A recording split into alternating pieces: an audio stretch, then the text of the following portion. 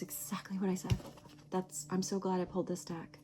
When you hold on to the past, it stops you from living in the present. I saw all that nostalgia here.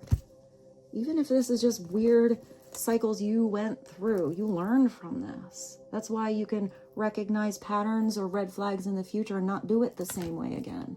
That's why you can also recognize when something feels so different and it feels like, it just kind of warms your soul. Even if it's different and unusual, you can feel that energy now because you've experienced the dichotomy, the opposite of it.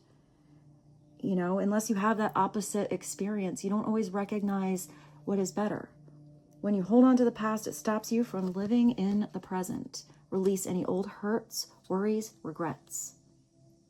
Commit to being in the here, in the now. Forgive yourself for where you think you may have been wrong. You deserve inner peace. Let it go. You deserve to be in a peaceful environment. You deserve to have that beautiful, warm, fluffy peace within you.